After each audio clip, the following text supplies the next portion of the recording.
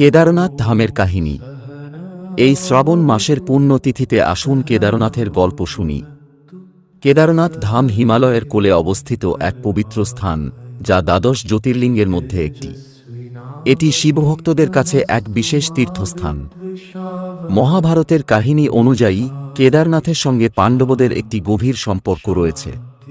কুরুক্ষেত্র যুদ্ধের পর পাণ্ডবরা গোহত্যা ও ব্রাহ্মণ হত্যার পাপ থেকে মুক্তি পেতে শিবের আশ্রয় নিতে চেয়েছিলেন, কিন্তু শিব রাগের জন্য তাঁদেরকে সাক্ষাৎ দিতে রাজি হননি।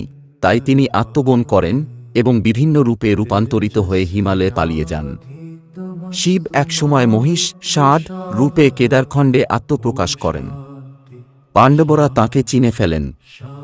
তখন শিব মাটির নিচে ঢুকে যেতে চেষ্টা করেন, কিন্তু ভীম তাঁর পিঠ শক্ত করে ধরে ফেলেন।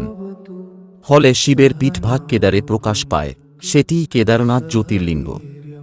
শিবের অন্যান্য অংশ বিভিন্ন স্থানে পড়ে। মুখ থেকে রুদ্রনাথ, বাহু থেকে তুঙ্গনাথ, নাভি মাধ্য মহেশ্বর এবং কেশ চুল কল্পেশ্বর নামে পূজিত হয়। এই পাঁচটি স্থান একত্রে পরিচিত পঞ্চকেদার নামে। এই মন্দির কেবল একটি স্থাপনা নয়, এটি ভক্তির, বিশ্বাসের এবং আধ্যাত্মিকতায় পরিপূর্ণ এক চেতনার ধাম।